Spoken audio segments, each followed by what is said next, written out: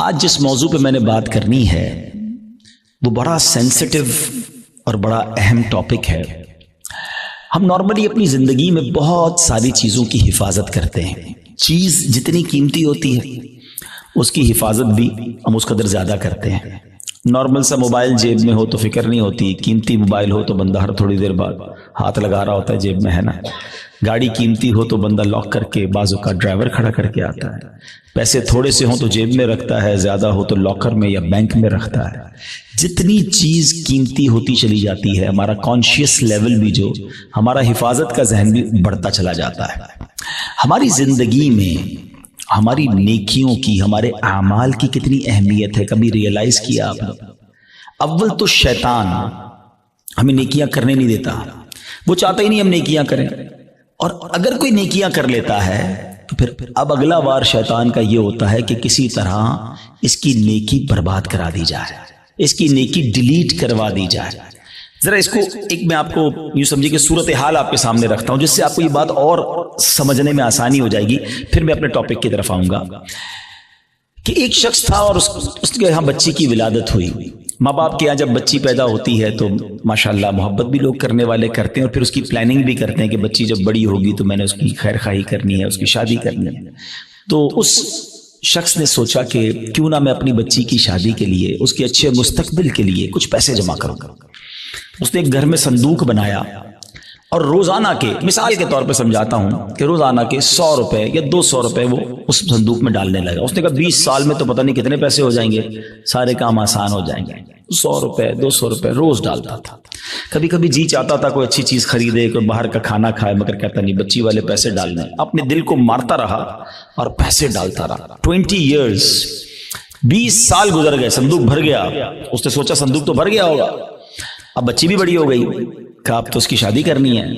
اور اب اس والد نے اس باکس کو کھولا، سارے گھر والوں کو جمع کیا کہ آؤ میری 20 سال کی جو جمع پونجی ہے آج اس کو مل کے کاؤنٹ کرتے ہیں، ہزاروں لاکھوں روپے ہوں گے۔ جیسی صندوق کھولا نا، اس کا دل ہل گیا کہ ہوا یہ تھا کہ صندوق لکڑی کا تھا، اس میں کہیں سے ایک سوراخ ہو چکا تھا، اور اس سوراخ سے دیمک اندر آئی، اور اس کی 20 سال کی جو کمائی تھی وہ سارے نوٹ وہ دیمک کھا چکی تھی۔ مجھے صحیح بتائیں، اپنے آپ کو اس کی جگہ رہ کر سوچیں کہ جس نے 20 سال تک اپنے پیٹ کاٹ کر، اپنی خواہشوں کو مار کر اپنی بچی کے لیے پیسے جمع کیے، اور جب 20 سال بعد اس کو خرچ کرنے کا موقع آیا، اس کو تکلیف کتنی ہوئی ہوگی کہ یار سب ختم، اب میں کہاں سے لاؤں گا؟ یہ تکلیف یقیناً بہت زیادہ ہے۔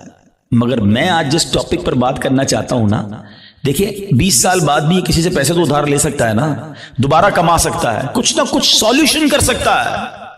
مگر اس شخص کی مایوسی اور اس شخص کی تکلیف کا اندازہ کیجئے کہ جو شخص زندگی بھر نمازیں پڑھتا رہا، سردی میں اٹھ کے وضو کر کے نمازیں پڑھتا رہا، رمضان میں روزے رکھتا رہا، حج بھی کیے، زکاتیں بھی دی، بہت بار شیطان نے بہکانے کی کوشش کی، وہ لڑتا رہا شیطان سے کہ نہیں میں نے گناہ نہیں کرنے، اور جب اللہ کی بارگاہ میں قیامت کے دن پیش ہو تو اسے امید ہوگی کہ میرے پاس حج ہیں، عمرے ہیں، نمازیں ہیں، سجدے ہیں، تلاوت ہے، روزے ہیں، اور جب بارگاہ الہی میں اس کے نامہ اعمال کھولے جائیں اور اس کو کہا جائے کہ جاؤ تمہارے پاس کچھ بھی نہیں ہے، null and void, delete it, سوچئے اس دن اس کی شرمندگی، حسرت کا عالم کیا ہوگا؟ اس دن تو کوئی چانس بھی نہیں ہوگا نا کہ دوبارہ نہیں کیا کر لے، ادھر تو دوبارہ کما سکتا ہے وہ شخص، مگر قیامت کے دن today is the time of action. Maula Ali فرماتے ہیں نا، یہ وقت زندگی میں عمل کر سکتے ہو، قیامت کا دن عمل کا نہیں، جزا کا دن ہوگا، فیصلے کا دن ہوگا۔ تو اس دن تو آپ کو صرف فیصلہ ہی ہونا ہے۔ تو اب پہلے ریئلائز کر لیجئے کہ یہ کتنا بڑا معاملہ ہے کہ اگر میرے اعمال ہی برباد ہو گئے۔ اب ہو سکتا ہے کسی کے ذہن میں سوال آئے کہ جناب یہ کون سی بات کر رہے ہیں کہ اعمال کیسے برباد ہو سکتے ہیں؟ نمازیں پڑھی ہیں، روزے رکھے ہیں، کوشش کر کے یہ اعمال کی۔ آج کے دور میں نیکی کرنا بھی آسان نہیں ہے، یہی تو میں سمجھانا چاہتا ہوں آج کے بیان میں، کہ آج کے دور میں واقعی نیکی کرنا اتنا آسان نہیں ہے، لیکن آپ اتنی مشکل سے نیکی کر بھی رہے ہیں، مگر اس کو سنبھال رہے ہیں کہ نہیں؟ اس کی حفاظت کر رہے ہیں کہ نہیں؟ اس کے بارے میں فکر مند ہے کہ نہیں؟ آپ کو پتا ہے کہ چور کیسے چوری کر کے جا سکتا ہے آپ کی نیکیوں کو؟ یہی میرا آج کا ٹاپک ہے۔ اور اب آپ دوبارہ ذہن میں سوال آ رہا ہوگا کہ بھائی بتائیں تو صحیح وہ کون سے اعمال ہیں کہ جن سے نیکیاں برباد. میں قرآن و حدیث سے آج آپ کے سامنے کچھ اعمال ایسے رکھوں گا, کچھ کام ایسے رکھوں گا کہ جس کو کرنے والے کے بارے میں فرمایا کہ اس کے اعمال برباد کر دیے جاتے ہیں. سب سے جس کو کہیں کہ اہم ترین معاملہ پتہ کیا ہے؟ کہ انسان کا ایمان چھن جائے. جس کا ایمان چلا گیا نا, اب اس کا کوئی عمل اس کے کام نہیں آئے گا, چاہے اس کی زندگی سجدوں سے بھری ہوئی ہو, چاہے اس نے بہت نمازیں پڑھی ہوں, ساری زندگی روزے رکھے ہوں, ایمان نہیں تو کچھ بھی نہیں. اور یہ بات قرآن کہتا ہے. اللہ کا کلام کیا فرماتا ہے سنیے. رب کریم قرآن میں ارشاد فرماتا ہے وَمَن يَرْتَدِدْ مِنْكُمْ عَنْ دِينِهِ فَيَمُتْ وَهُوَ كَافِرٌ فَأُولَئِكَ حَبِطَتْ أَعْمَالُهُمْ فِي الدُّنْيَا وَالْآخِرَةِ وَأُولَئِكَ أَصْحَابُ النَّارِ هُمْ فِيهَا خَالِدُونَ. اب اس کا ترجمہ سنو. اور تم میں جو کوئی اپنے دین سے پھرے پھر کافر ہو کر مرے تو ان لوگوں کا کیا اکارت گیا, دنیا میں اور آخرت میں سب ضائع ہو گیا, اور وہ دوزخ والے ہیں, انہیں اس میں ہمیشہ رہنا ہے. ایک بات یاد رکھیے گا, یہ ہمیں بعض اوقات سمجھ نہیں آتی کہ یار بندہ مسلمان ہو کے کافر کیسے ہو سکتا ہے, ایمان والا ہو کے ایمان سے کیسے نکل سکتا ہے. یہ بات تو آپ کو پتا ہے نا کہ دنیا میں سب سے زیادہ جو تیزی سے مذہب پھیل رہا ہے وہ کون سا ہے؟ اسلام ہے. The most growing religion on earth. اس پوری کائنات میں سب سے تیزی سے الحمدللہ اسلام پھیل رہا ہے. لیکن یہ ون وے ٹریفک نہیں ہے کہ اگر کوئی مسلمان ہو سکتا ہے غیر مسلم تو مسلمان بھی اسلام سے خارج ہو سکتا ہے. ٹھیک ہے, ایک حدیث پاک سناتا ہوں تاکہ یہ بات اور کلیئر ہو جائے گی. حدیث پاک کا مضمون ہے, نبی پاک علیہ الصلوۃ والسلام نے فرمایا کہ اولاد آدم مختلف طبقات میں, مختلف کیٹیگریز میں پیدا کی گئی ہے. 4 کیٹیگریز, 4 قسم بیان کی نبی پاک نے. فرمایا ایک پہلی قسم وہ ہے کہ بعض مومن پیدا ہوتے ہیں, ایمان والی زندگی گزارتے ہیں, اور ان کا خاتمہ بھی ایمان پر ہوتا ہے. ہم اللہ سے دعا کرتے ہیں کہ اللہ اس کیٹیگری میں ہمیں شامل رکھے, کیونکہ اللہ نے مسلمان ماں باپ دیے, ایمان والی زندگی دی ہے, اللہ ایمان والی موت عطا فرمائے. لیکن سیکنڈ کیٹیگری نبی پاک نے فرمایا کچھ لوگ کافر گھرانے میں پیدا ہوتے ہیں, حالت کفر پر زندہ رہتے ہیں, اور حالت کفر پر ہی ان کی موت ہوتی ہے. بہت بڑی تعداد میں ایسے لوگ جو غیر مسلموں کے یہاں پیدا ہوتے ہیں, کفر والی زندگی گزارتے ہیں, کفر پر بھی مر جاتے ہیں. تیسری کیٹیگری سنو, اللہ کے نبی فرماتے ہیں کچھ لوگ کافر پیدا ہوتے ہیں, کافروں والی زندگی گزارتے ہیں, مگر ان کا خاتمہ ایمان پر ہو جاتا ہے. ہے نا کئی لوگ جو مرنے جو دنیا میں مسلمان ہو رہے ہیں, یہ کیا ہے, کافر تھے نا, غیر مسلم تھے, کلمہ پڑھا مسلمان ہو گئے. بڑی اچھی بات ہے. مجھے ایک واقعہ یاد آ گیا. ہانگ کانگ میں دعوت اسلامی والے جو تھے وہ ہمارے مبلغین کسی مریض کی عیادت کے لیے ہاسپٹل میں گئے. دعوت اسلامی کے تو طریقہ کار میں بھی شامل ہے, اور ہمیں بھی جانا چاہیے, مریض کی عیادت سنت ہے. تو وہ لوگ وہاں عیادت کرنے گئے تو برابر میں بستر پر ایک 70 سال کا ہانگ کانگ میں ایک بوڑھا شخص غیر مسلم وہ بھی لیٹا ہوا تھا, علاج کروانے آیا تھا. جب وہ واپس جانے لگے اس نے اشارہ کیا ذرا ادھر آئیے گا. وہ ادھر گئے تو کہا تم لوگ کون ہو؟ چہرے پہ داڑھی تھی, سر پہ امامہ تھا. کہا مسلمان ہیں. کیوں آئے تھے؟ کہا ہمارا ایک دوست ہے وہ بیمار تھا, اس کو دیکھنے آئے تھے.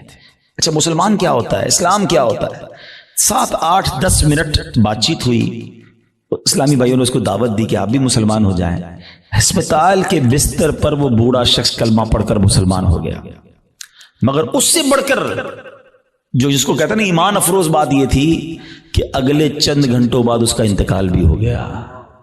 یعنی اس کے مقدر میں ایمان تھا تو اسپتال کے بستر پر بھی اس تک ایمان پہنچ گیا. یہ حدیث کا جو تیسرا حصہ ہے نا, سمجھو کہ کچھ لوگ کافر گھرانے میں پیدا ہوتے ہیں یا کافر ہوتے ہیں, پیدا ہی کافر کفر پر ہوتے ہیں, پوری زندگی کفر پر گزرتی ہے, مگر ان کا خاتمہ ایمان پر ہوتا ہے.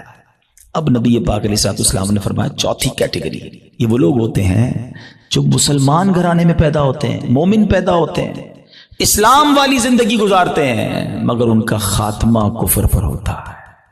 یہ چوتھی کیٹیگری ڈرانے والی ہے.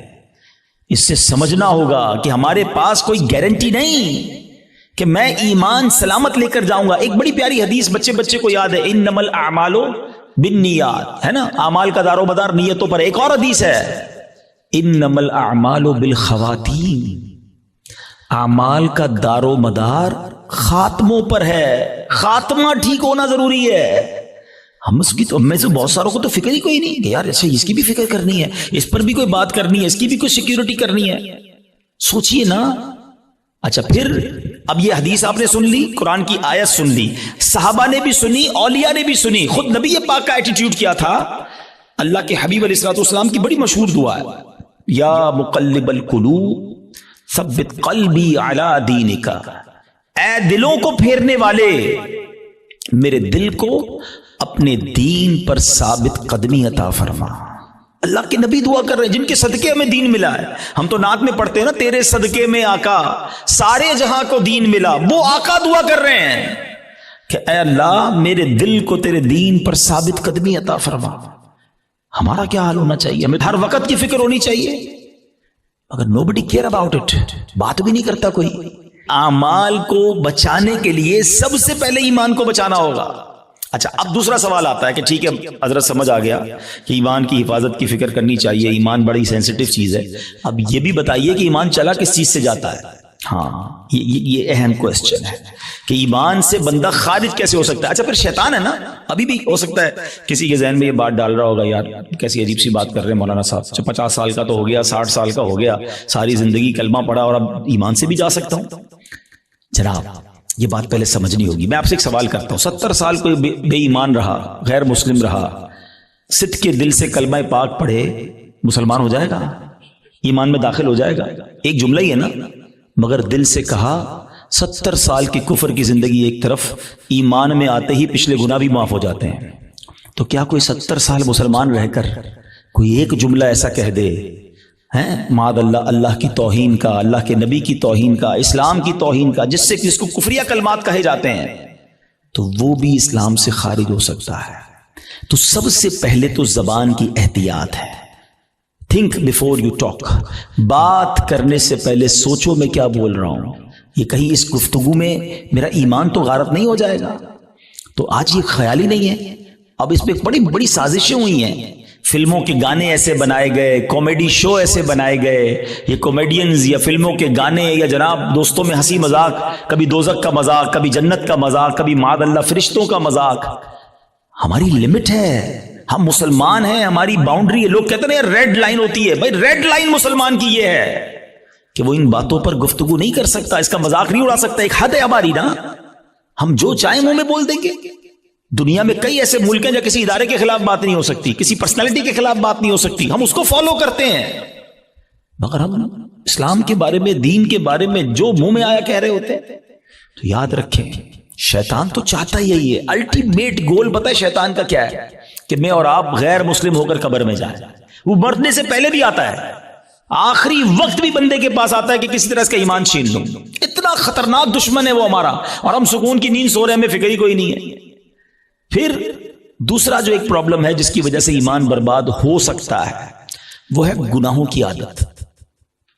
روایتوں میں آتا ہے کہ جب بندہ ایک گناہ کرتا ہے نا، اس کے دل پر ایک سیاہ نقطہ لگ جاتا ہے، اور جب وہ بار بار گناہ کرتا ہے تو وہ ایک نقطہ ایک وقت آتا ہے کہ پورا دل ہی کالا ہو جاتا ہے.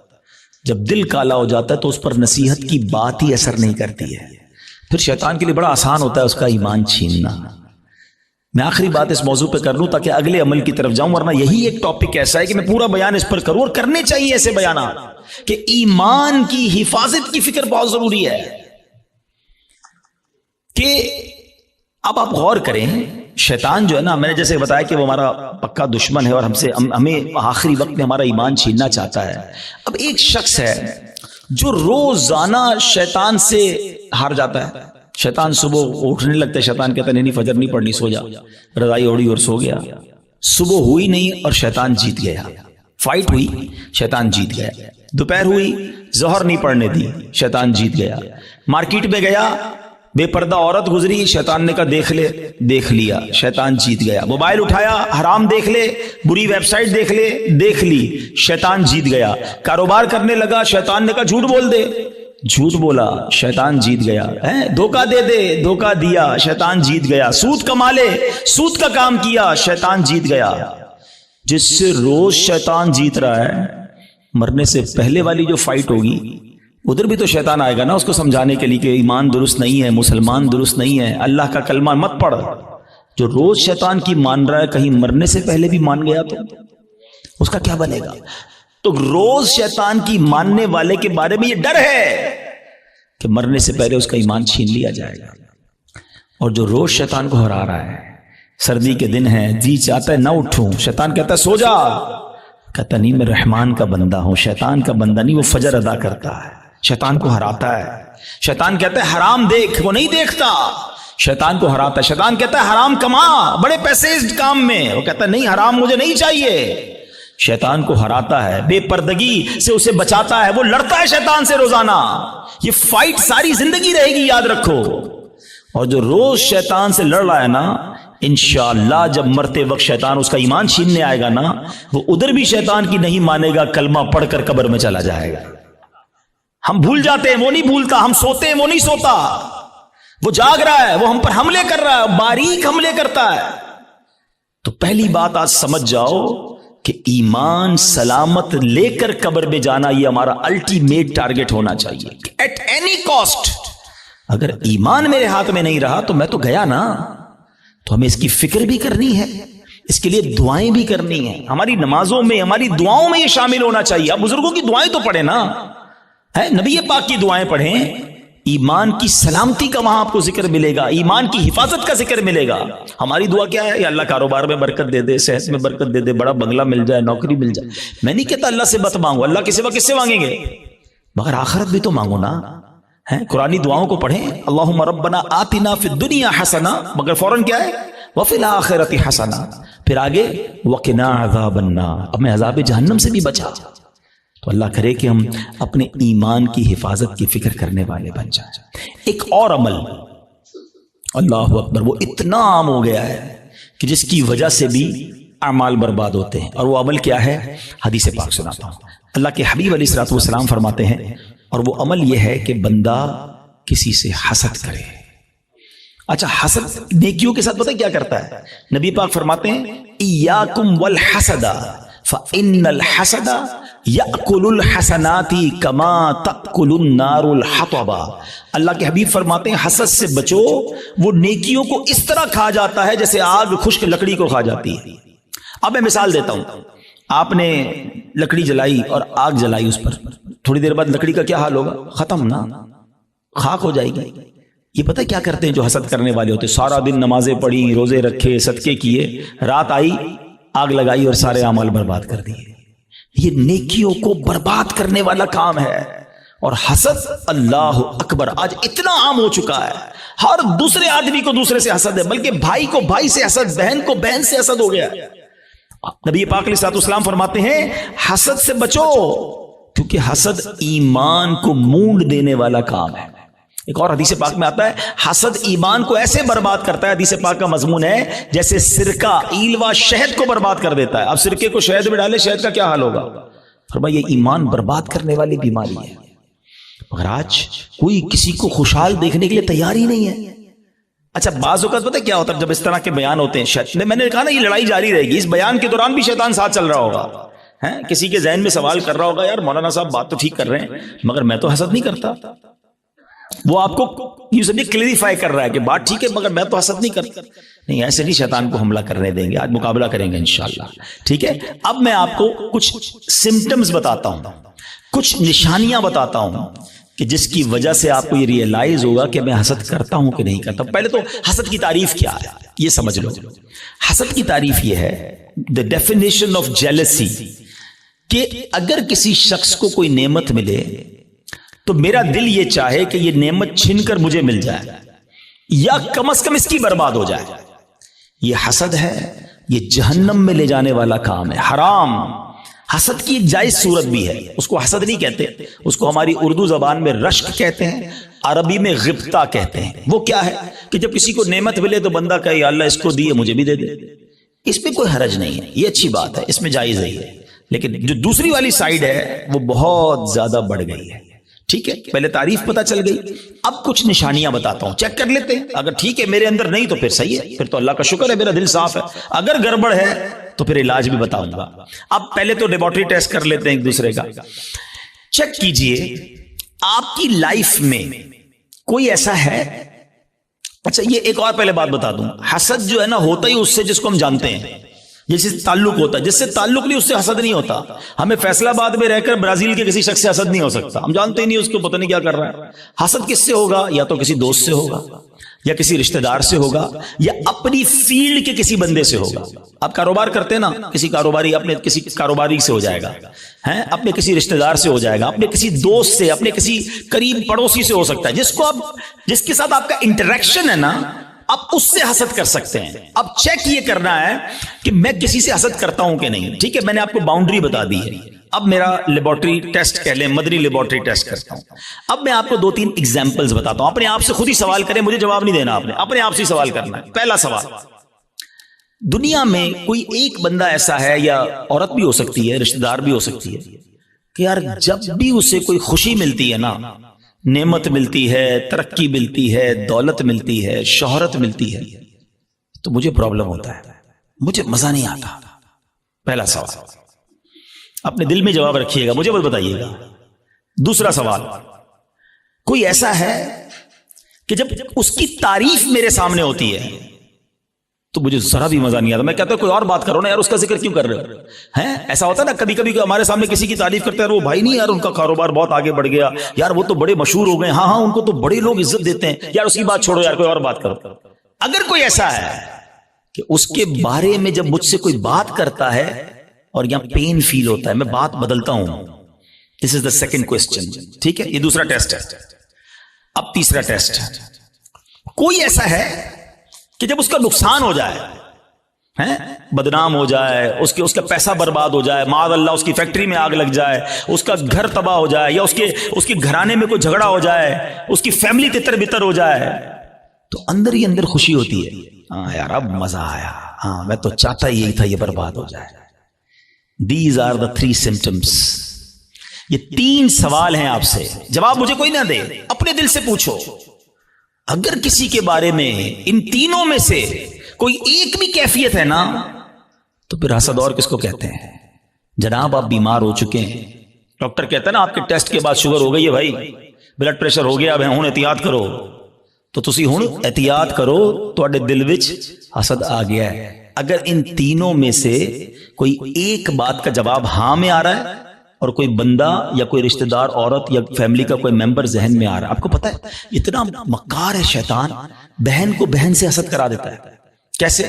ایک بہن خوشحال ہے اپنے سسرال میں، دوسری بیچاری غریب ہے، اب اس کے دل میں ڈال دے گا یہ ترقی کر رہی ہے، میں پیچھے رہ گئی، برباد نیکیاں اچھا جس سے حسد کر رہے ہیں نا، ہم اس کا بگاڑ کچھ نہیں سکتے. ایک اور بات سن لینا، آج حسد اتنی خطرناک بیماری ہے کہ حسد ہو گیا تو جل خود ہی رہا ہوں میں، اس کا کچھ نہیں بگڑ رہا، وہ ترقی کیے جا رہا ہے، نہ رات کو نیند آ رہی ہے، اسی کے بارے میں سوچی جا رہا ہوں، دل الگ جل رہا ہے. قیامت کی آگ تو الگ ہے، ابھی سے دل جل رہا ہے. یہ اتنی خطرناک بیماری ہے. حسد کے دنیاوی سمپٹمز بتاؤں آپ کو، ہمیں بہت سارے لوگ ملتے ہیں، آ کر کان میں کہتے ہیں، کبھی پرچی دیتے ہیں، نیند نہیں آتی، سکون نہیں ہے، میں سوچتا بہت ہوں.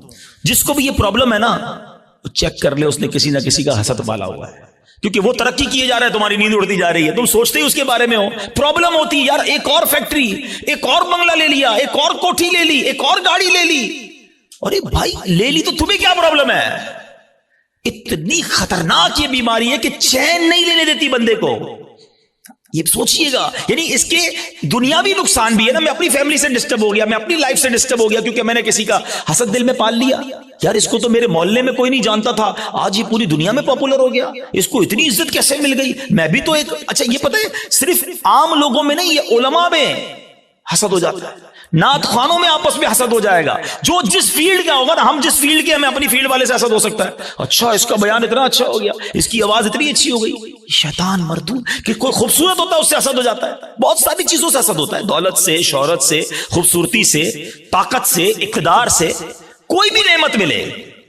اچھا اب سمجھ ٹیسٹ ہو گیا، لیبارٹری ٹیسٹ کا رزلٹ اپنے پاس ہی رکھیے گا، ٹھیک ہے. اب خدا نہ خواستہ میرے کسی بھائی کو اگر حسد ہو گیا ہے تو اس کو کلیریفائی کرنے کا طریقہ بھی بتا دیتا ہوں، اس کا علاج بھی بتا دیتا ہوں. اس کا علاج یہ ہے کہ سب سے پہلے تو آپ یہ ریئلائز کریں کہ مجھے حسد کس سے ہوا ہے. اچھا حسد کس سے ہوا اور کیوں ہوا ہے؟ کسی کے مال سے ہو جاتا ہے، کسی کی خوبصورتی سے ہو جاتا ہے، کسی کی شہرت سے ہو جاتا ہے، واٹ ایور کوئی ریزن ہوگا نا، وہ ریزن پہلے آپ ریئلائز کر لیں. پہلا طریقہ یہ ہے، پہلا علاج یہ ہے کہ آپ اللہ سے دعا کریں کہ اللہ میرے دل کو حسد سے پاک کر دے، میرے دل کو گندگی سے پاک کر دے، دل کی ساری بیماریوں سے پاک کر دے۔ ایک تو دعا ہے، اللہ کریم ہے، قبول فرما لے گا تو دل پاک ہو جائے گا۔ دوسرا، دعا میں اس بندے کو بھی شامل کر لیں کہ اللہ اس کے مال میں اور برکت دے دے، اگر وہ اس کے حسن سے پرابلم ہے اللہ اس کے حسن میں اور برکت دے دے، اس کی شہرت سے پرابلم ہے اللہ اس کی شہرت میں اور برکت دے دے۔ ہاں ہے یہ تھوڑا مشکل، یہ اینٹی بائیوٹک ہے نا، علاج ہو رہا ہے نا۔ اب آپ جب کسی کے لیے دعا کریں گے نا کہ یا اللہ اس کے مال میں اور برکت دے دے، اور تھوڑے دنوں بعد آپ کو کوئی بندہ آ کے بتائے گا یار اس کی ایک اور فیکٹری لگ گئی، تو آپ کہیں گے میں بھی تو دعا کرتا تھا لگنی تھی فیکٹری۔ تیسرا طریقہ ایک اور ہے حسد سے نکلنے کا کہ جس سے حسد ہوا ہے نا اس کو تحفہ دے۔ حدیث پاک کا مضمون ہے تحفہ دو محبت بڑھے گی۔ ہاں لیکن یہ بتا کے مت دینا کہ بھائی تیرے سے حسد ہو گیا تھا تحفہ لے کر آئے ہوں، مولانا صاحب نے کہا اور گل خراب ہو جائے گی، تو بتانا نہیں اس کو، ہاں بتانا چلے اس کو۔ اچھا ایک بات اور سمجھ لو آپ، جس سے حسد ہوا ہے نا اس کو کوئی پرابلم نہیں ہے، پرابلم مجھے ہے، ٹھیک مجھے ہونا ہے۔ اس کو تو شاید نیکیاں مل رہی ہوں گی اگر کوئی اس کے بارے میں غیبت کر رہا ہے، بدگمانیاں کر رہا ہے۔ ہمیں اپنا علاج کرنا ہے، میرے اعمال بڑے تھوڑے ہیں۔ وہ شاعر کہتے ہیں نفس بدکار نے دل پر یہ قیامت توڑی، عمل نیک کیا بھی تو چھپانے نہ دیا۔ ایک تو نیکی ہوئی نہیں، ہوئی تو بچائی نہیں۔ تو دو باتیں ہو گئی آج کے بیان میں، ایمان کی حفاظت اور اپنے آپ کو حسد سے بچانا ہے۔ ایک اور عمل بڑا خطرناک ہے اور اس کو شرک اصغر کہا گیا، اور وہ بڑا باریک ہے، شیطان کا ایسا خطرناک وار ہے کہ پتہ بھی نہیں چلنے دیتا، اور وہ ہے ریاکاری۔ اچھا ریاکاری کیا ہے؟ دکھلاوا۔ بندے کو بڑا جی چاہتا ہے یار میں نیکی کروں نا، پتا تو چلے میں نے کیا کیا ہے، یار کمال ہے، اتنا اتنا اتنا چندہ دیا اور کوئی اعلان ہی نہیں، اتنے اتنے سجدے کیے، پتہ ہی نہیں کسی کو کہ کمرے کے اندر جا کے کتنے نفل پڑھتا ہوں، تہجد پڑھتا ہوں۔ تو اب نیکی کر، پہلے تو مشہور تھا نیکی کر دریا میں ڈال، اب تو نیکی کر فیس بک پہ ڈال، ہر چیز سوشل میڈیا پہ ڈالنی ہے۔ تو یہ جو دل کی چاہت ہے نا اندر سے، یہ سمجھو یہ بڑا باریک وار ہے۔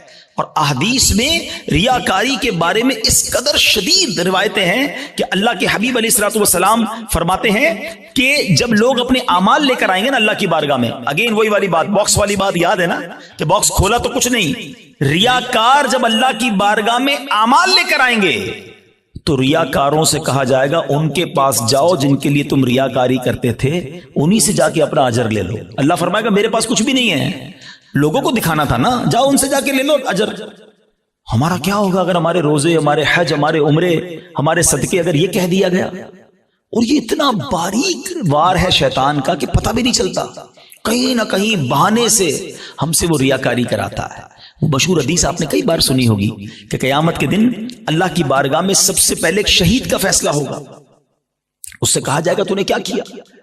اللہ فرمائے گا میں نے تجھے اتنی نعمتیں دی، وہ مانے گا یا اللہ ہاں مجھے نعمتیں ملی۔ حدیث کا خلاصہ ہے اللہ فرمائے گا تو نے کیا کیا؟ کہ یا اللہ میں نے تیری راہ میں جہاد کیا، لڑتے لڑتے شہید ہو گیا، جان دے دی تیری بارگاہ میں۔ یعنی آپ سوچو یار جان دینے سے بڑھ کر تو کچھ نہیں ہے نا، مگر اللہ کی طرف سے کیا ارشاد ہوگا؟ تو جھوٹا ہے، تو نے اس لیے یہ عمل کیا کہ تجھے بہادر کہا جائے، مجاہد کہا جائے، تجھے کہہ لیا گیا اے فرشتوں اس کو جہنم میں ڈال دو، شہید جہنم میں۔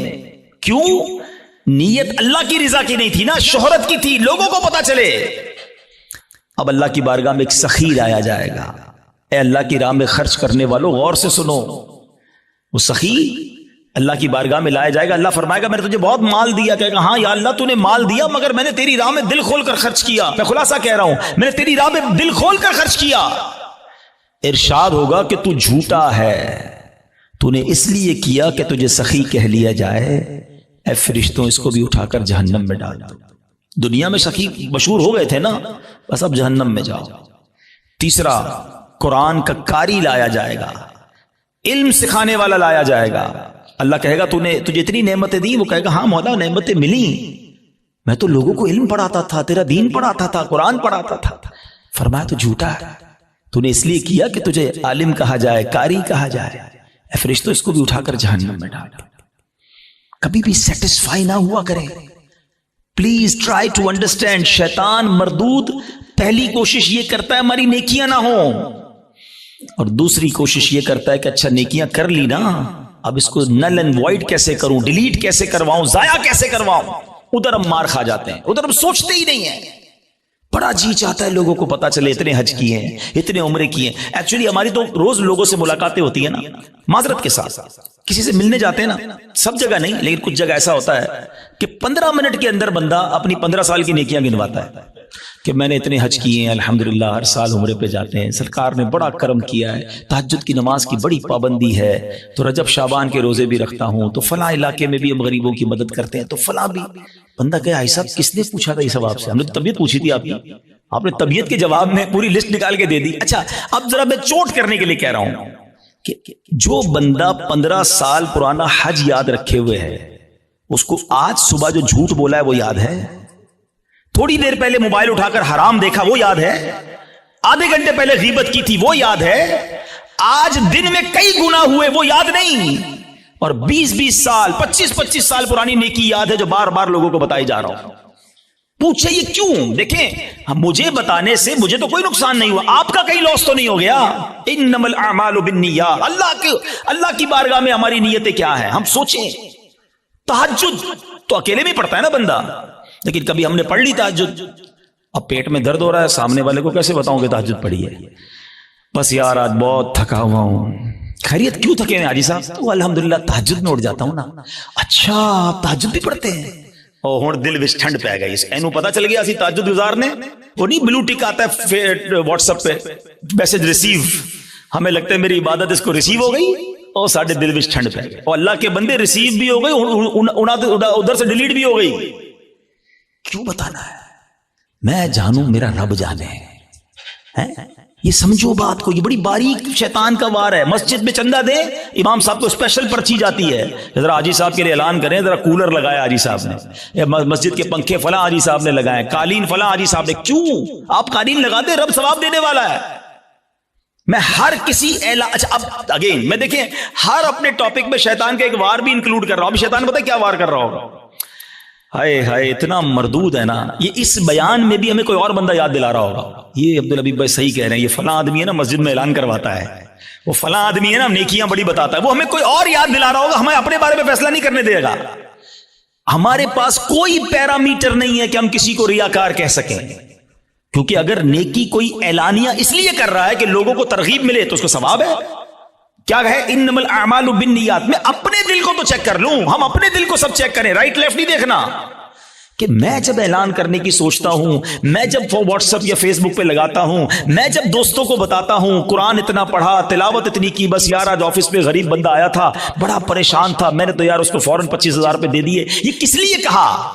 اگر اچھی نیت ہے تو ٹھیک ہے، ورنہ ہم جانتے ہیں کہ سامنے والا کہ اچھا ماشاءاللہ یار اللہ آپ کو سلامت رکھے. پلیز شیطان کے وار کو سمجھو. میں نے آپ کے سامنے حدیث رکھی ہے کہ شہید جہنم میں جائے گا، وہ شہید جو جہاد کر رہا ہے مگر دکھاوے کے لیے کر رہا ہے، وہ سخی جہنم میں جائے گا جو کروڑوں لاکھوں روپے خرچ کر رہا ہے مگر دکھاوے کے ساتھ کر رہا ہے اللہ کے لیے. ایک چپتا ہوا سوال کر کے اگلے ٹاپک کی طرف جاتا ہوں. اپنے آپ سے میں بھی سوال کرتا ہوں، میں خود اپنے آپ سے بھی سوال کرتا ہوں.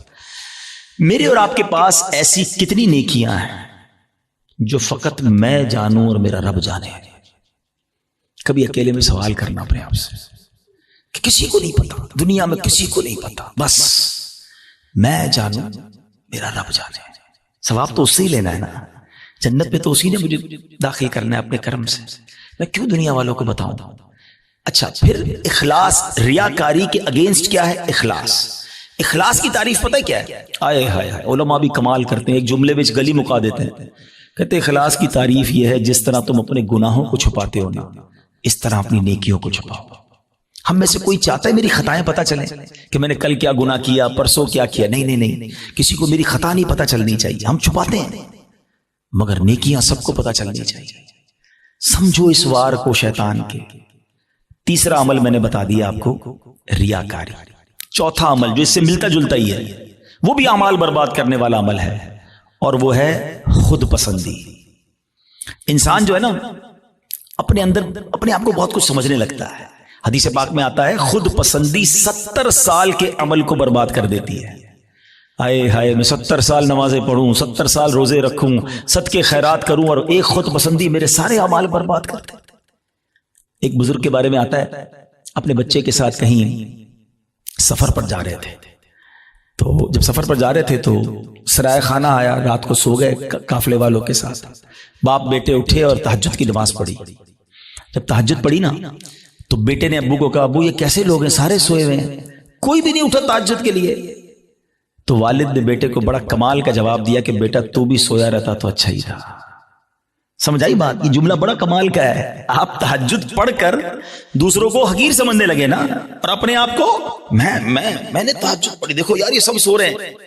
یہی تو خود پسندی ہے کہ اپنے آپ کو کچھ سمجھ رہے ہیں، اس کا اپنا ہی کمال سمجھ رہے ہیں، اللہ کی عطا نہیں سمجھ رہے اسے.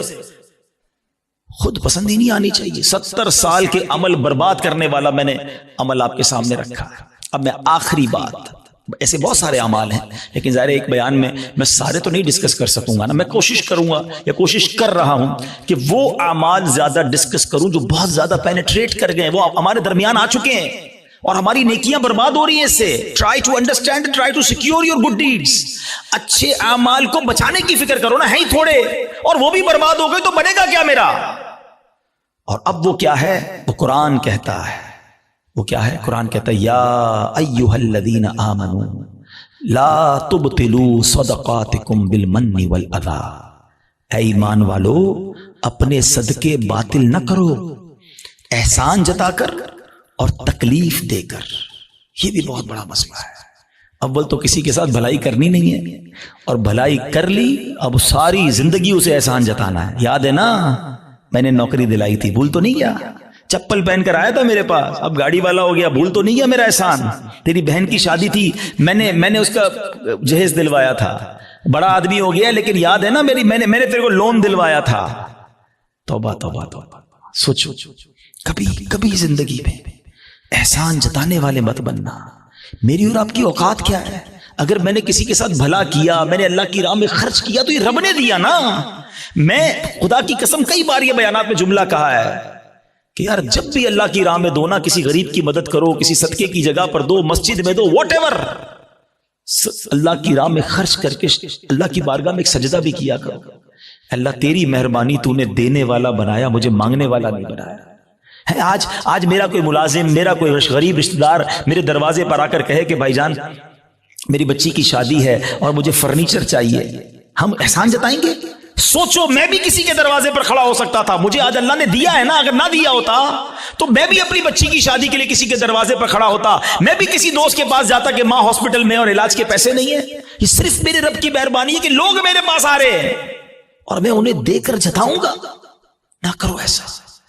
اللہ کے لیے مدد کیا کرو، اللہ کا شکر بھی ادا کیا کرو. یہ سارا صدقہ ضائع ہو جائے گا. آپ مسجد میں دے کر، مدرسے میں دے کر، دینی کاموں میں دے کر رسید بھی لے لیں، مگر رسید تو رہ جائے گی، ثواب چلا گیا اگر آپ کی نیت دکھاوے کی ہے، آپ کی نیت اللہ کی رضا کی نہیں ہے. یہ صدقے باطل ہو جائیں گے. قرآن کہتا ہے نا.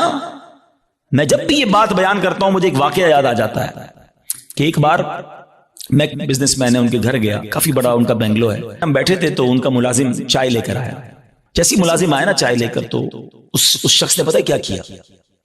کہتا ہے یہ میرا ملازم ہے، میں نے اس کو گھر بنا کے دیا ہے، اس کی بچی کی شادی کرائی ہے. آپ یقین کریں میں اتنا اندر ہی اندر شرمندہ ہو گیا کہ یار یہ کیوں یہ باتیں مجھے بتا رہا ہے، اس بندے کا کیا حال ہو رہا ہوگا، اور وہ ملازم دل ہی دل میں کتنا رو رہا ہوگا کہ یار صاحب نے ایک بار میری مدد کی ہے، ہر مہمان کو سناتے ہیں.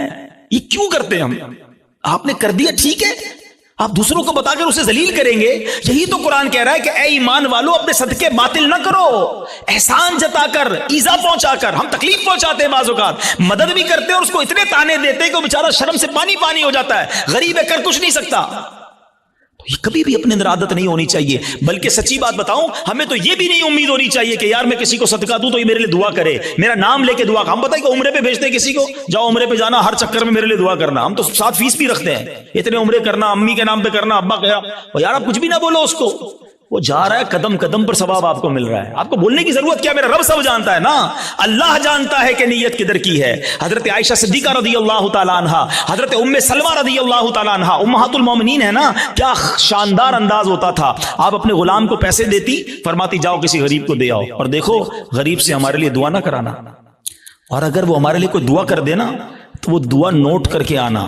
اب مثال کے طور پہ وہ غریب کو جا کے پیسے دیتے، غریب دعا کرتا کہ یا اللہ ان کی خیر ہو، رزق میں برکت ہو، وہ دعائیں لکھ کر لاتے. اور حضرت ام سلمہ اور بی بی عائشہ ہاتھ اٹھا کر اس فقیر کے لیے وہی دعائیں کیا کرتی جو انہوں نے ان کے لیے کی تھی، اور فرماتی دعا کا بدلہ دعا ہو جائے، اجر اللہ سے لینا ہے۔ سبحان اللہ، کیا انداز ہے۔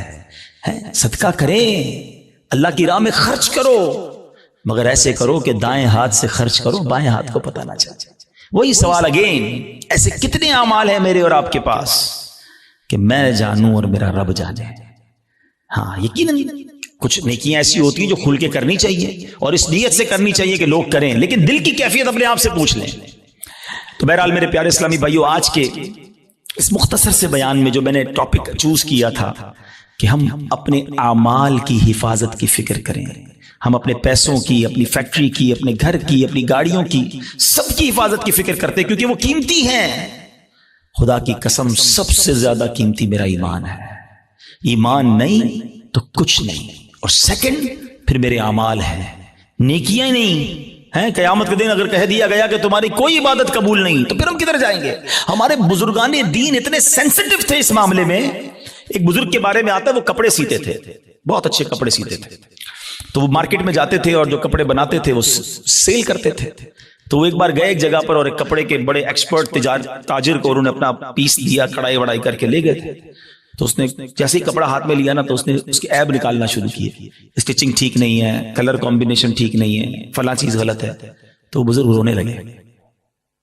تو وہ تاجر کہتا ہے آپ روئیں نا، میں لے لیتا ہوں، پرچیز کر لیتا ہوں، آپ رو کیوں رہے ہیں؟ کہتے ہیں میں اس لیے نہیں رو رہا تمہیں میرے کپڑا میں عیب نکالیں، میں یہ سوچ رہا ہوں کہ میں نے یہ کپڑا اپنے ہوش کے مطابق، اپنی خیال کے مطابق بالکل صحیح سیا تھا، مگر جب یہ کپڑا کسی ایکسپرٹ کے ہاتھ میں آیا تو اس کو میرے عیب پتہ چل گئے۔ میں نے اپنی سوچ سے نمازیں ٹھیک پڑھی ہیں، اپنے حساب سے صدقے ٹھیک کیے ہیں، میں نے عمرے اور حج ٹھیک کیے ہیں، لیکن قیامت کے دن جب یہ اعمال اللہ کی بارگاہ میں پیش ہوں گے اور ادھر سے کہہ دیا گیا تیرے سجدوں میں اخلاص نہیں ہے، تیرے صدقوں میں اخلاص نہیں ہے، تیری عبادت میں ذوق نہیں ہے، تیری نیتیں اچھی نہیں ہوں گی، تو میرا کیا بنے گا؟ اس طرح وہ سوچتے تھے۔ کبھی ہم نے نیکی کر کے یہ سوچا کہ یا اللہ نیکی بچی رہے، قبول فرما لے؟ ہم تو نیکی کر کے پھول جاتے ہیں، بھائی میں نمازی، میں حاجی، میں روزہ دار، میں صدقہ دینے والا نہیں۔ پلیز سمجھو بات کو۔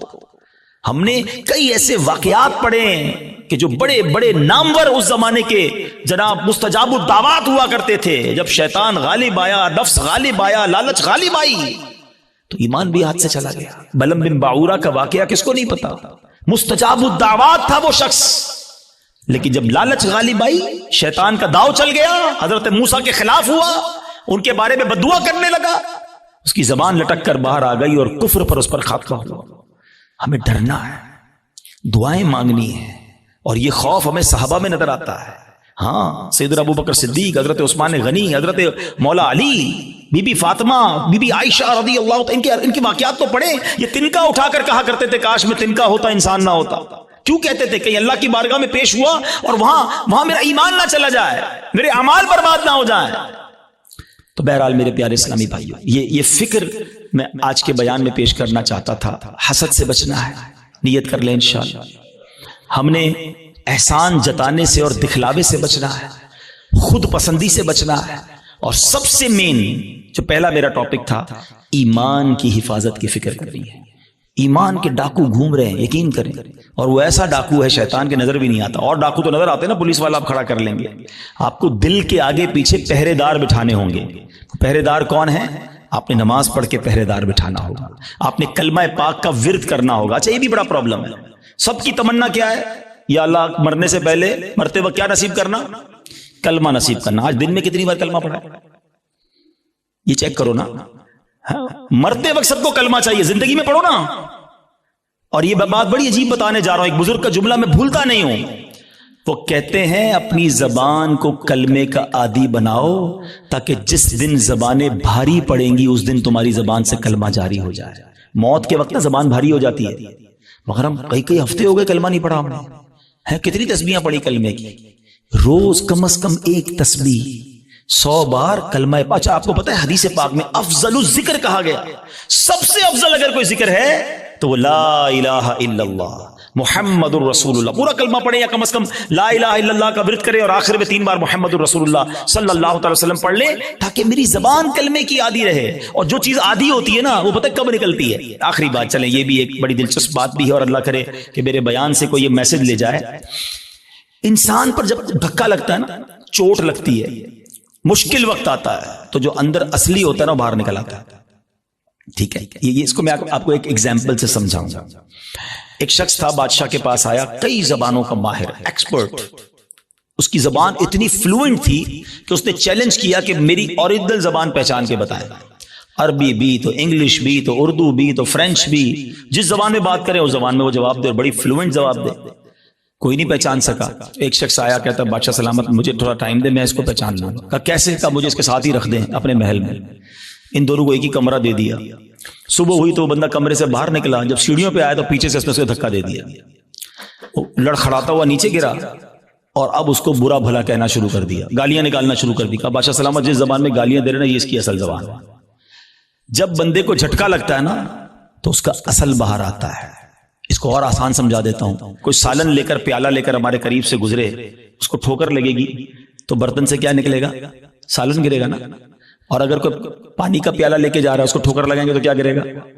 تو جو ٹھوکر لگتی ہے نا، جو اندر ہوتا ہے نا، وہی باہر نکلتا ہے. اب مثال دیتا ہوں. آپ موٹر سائیکل پہ جا رہے ہیں، گاڑی پہ جا رہے ہیں، اچانک بریک لگا، ایکسیڈنٹ ہونے سے بچے آپ. کیا نکلا زبان سے؟ کچھ لوگوں کی زبان سے اس وقت گالی نکلتی ہے، اور کچھ لوگوں کی زبان سے ماشاءاللہ اس وقت یا رسول اللہ نکلتا ہے، لا الہ الا اللہ نکلتا ہے، یا غوث اعظم نکلتا ہے. کیوں؟ اندر اچھا بھرا ہوا ہے. جب جھٹکا لگانا تو اندر والا باہر آ گیا. اور ہم نے دیکھا ہے اس وقت کئی ایسے لوگ ہوتے ہیں جن کی زبان سے اس وقت بھی گالی نکلتی ہے، بری بات نکلتی ہے، ارے تیری تو. کیوں؟ اندر گندا بھرا ہوا ہے. اپنے برتن کو صاف رکھنا، موت کے وقت ایک جھٹکا لگنا ہے. اور جب جھٹکا لگے نا تو میری زبان کلمہ پڑھ لے، میری زبان میرے آقا کا نام لے لے، میری زبان درود پاک پڑھ لے. اندر اچھا ہونا چاہیے. بری محفلیں چھوڑ دو، برے دوست چھوڑ دو، ورنہ یہ گندگی بھر جائے گی دل میں. اور روزانہ کم از کم 100 بار نیت کرو کہ کلمہ پاک پڑھیں گے انشاءاللہ.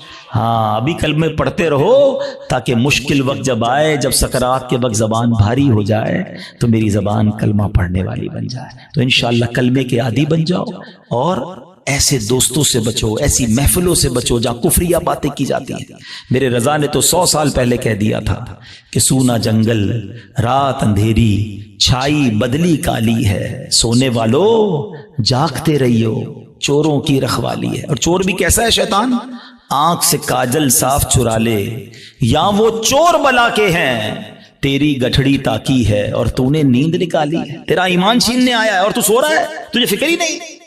تو بہرحال الحمدللہ دعوت اسلامی کے اس پیارے ماحول میں ہمیں ایسی سوچ دی جاتی ہے کہ ہم اپنے اعمال کی حفاظت کی فکر کریں، اپنے ایمان کی حفاظت کی فکر کریں.